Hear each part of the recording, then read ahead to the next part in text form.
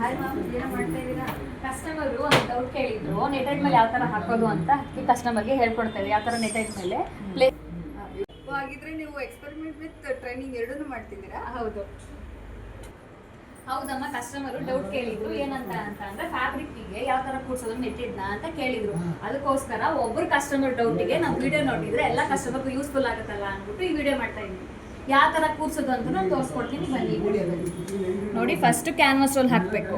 ಓಕೆನಾ? Canvas roll ಆದಮೇಲೆ netted ಇದ್ರೆ ನೆಟೆಡ್ ಹಾಕಬೇಕು, ಆರ್ಗೆನ್ಸಾ ಕ್ಲಾತ್ ಇದ್ರೆ ಆರ್ಗೆನ್ಸಾ ಕ್ಲಾತ್ ಹಾಕ್ಬೇಕಮ್ಮ. ಯಾವ ಥರ ಆದರೂ ಆಗುತ್ತೆ. ಆಮೇಲೆ ನಮಗೆ ಬೇಕಾಗಿರೋ ಮೇನ್ ಫ್ಯಾಬ್ರಿಕ್ನ ಹಾಕಿ ನಮ್ದು ಏನು ಫ್ರೇಮ್ ಕ್ಲಿಪ್ ಇರುತ್ತಲ್ಲ, ಫ್ರೇಮ್ ಕ್ಲಿಪ್ಪಿಂದ ನಾವು ಫಿಕ್ಸ್ ಮಾಡ್ಕೋಬೇಕಾಗುತ್ತೆ. ಇದು ನಿಮ್ಗೆ ಯಾವ ಥರ ನೆಟ್ ಹಾಕಬೇಕು, ಯಾವ ಪ್ಲೇಸಿಗೆ ಬೇಕು ನಮ್ಗೆ ಆ ಥರ ಹಾಕೊಳ್ಳೋದು, ಇಲ್ಲ ಫ್ರೇಮ್ ಪೂರ್ತಿ ಹಾಕಬೇಕಾ? ಫ್ರೇಮ್ ಪೂರ್ತಿ ಬೇಕು ಅಂದ್ರೆ ಫ್ರೇಮ್ ಪೂರ್ತಿ ಹಾಕೋಬೋದಮ್ಮ. ಇಲ್ಲ ಅಂದ್ರೆ ನಡೆಯುತ್ತೆ. ನಿಮಗೆ ಸ್ಲೀವ್ ಸಿಗಬೇಕು ಅಂದ್ರೂ ಕೂಡ ಸ್ಲೀವ್ ಸಿಗಬೇಕು ಅಂದ್ರೆ ಫುಲ್ ಫ್ರೇಮಿಗೆ ಅಟ್ಯಾಚ್ ಮಾಡ್ಕೋಬೇಕು. ಇಲ್ಲ ಬ್ಯಾಕಿಗೆ ಬೇಕು ಅಂದ್ರೆ ಬ್ಯಾಕಿಗೆ ಹಾಕಕ್ಕೆ ಮಾತ್ರ ಮಾಡ್ಕೋಬಹುದು. ಅವಾಗ ಕ್ಯಾನ್ವಾಸ್ ರೋಲ್ ಕೆಳಗಡೆ ಇರುತ್ತಲ್ಲ.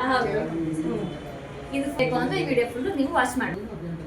ಈ ಡಿಸೈನ್ ನಾವು ಯಾವ ಥರ ಹಾಕ್ತೀವಿ, ಯಾವ ಥರ ಪ್ಲೇಸ್ ಮಾಡ್ತೀವಿ ಅಂತ ನೀವು ನೋಡಬೇಕು ಅಂದರೆ ಕಂಪ್ಲೀಟ್ ವಿಡಿಯೋ ನೋಡಿ. ನಿಮಗೆಲ್ಲ ನಿಮಗೆ ಈ ವಿಡಿಯೋದಲ್ಲಿ ಸಿಗುತ್ತೆ. ಆಗಲೇ ನಾವು ಹೇಳಿದ್ವಲ್ಲ, ಮೇನ್ ಫ್ಯಾಬ್ರಿಕ್ನ ಇಟ್ಕೊಂಡು ಕೆಳಗಡೆ ನೆಟೆಡ್ ಕ್ಲಾತ್ ಮೇಲೆ ಯಾವ ಥರ ಡಿಸೈನ್ ಮಾಡೋದು ಅಂತ. ಈಗ ಮೇನ್ ಫ್ಯಾಬ್ರಿಕ್ನ ನಾವು ಕಟ್ ಮಾಡಿ ಒಳಗಡೆ ನೆಟೆಡ್ನ ಯಾವ ಥರ ಅಂತ ತೋರಿಸ್ತೀನಿ, ಬನ್ನಿ. ಫಸ್ಟ್ ನಾವು ನೆಟೆಡ್ನಲ್ಲಿ ಇದು ಮೇನ್ ಫ್ಯಾಬ್ರಿಕ್ನ ಸ್ವಲ್ಪ ಮೇಲೆತ್ತಿ ಕಟ್ ಮಾಡಿಕೊಂಡು, ಮತ್ತು ನಮಗೆ ಯಾವ ಪೊಸಿಷನಿಂದ ಬೇಕು ಅಂತ ಅಂದ್ಬಿಟ್ಟು ನೀಟಾಗಿ ನಾವು ಕಟ್ ಮಾಡ್ಕೋಬೇಕು.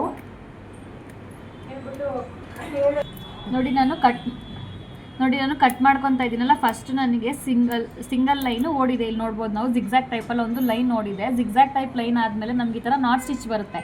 ನಾಟ್ ಸ್ಟಿಚ್ಚನ್ನ ನಾವು ಫಿಲ್ ಆಗುತ್ತೆ. ನಾವು ಇದರೆಲ್ಲ ಡಿಸೈನ್ ಕಂಪ್ಲೀಟ್ ಕಟ್ ಆದಮೇಲೆ ನಮ್ಗೆ ಇಲ್ಲಿ ಏನು ನಾಟ್ ಸ್ಟಿಚ್ ಬಂದಿದೆಯಲ್ಲ, ಈ ನಾಟ್ ಸ್ಟಿಚ್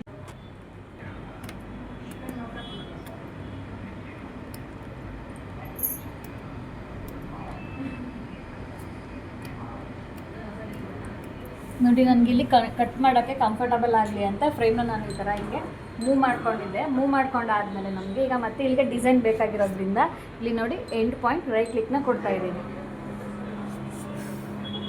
ಈಗ ನೋಡಿ ನಮಗೆ ಡಿಸೈನ್ ಎಲ್ಲಿದೆಯೋ ಅಲ್ಲಿಗೆ ಬಂದು ಮಷಿನ್ ನಿಂತಿದೆ. ಈಗ ಸ್ಟಾರ್ಟ್ ಮಾಡ್ತೀನಿ ನೋಡಿ. ನಮ್ಮ ಪ್ರೋಗ್ರಾಮ್ ಏನಿದೆಯೋ ಅಲ್ಲಿಂದನೇ ಪ್ರೋಗ್ರಾಮ್ ಸ್ಟಾರ್ಟ್ ಆಗ್ತಾ ಇದೆ.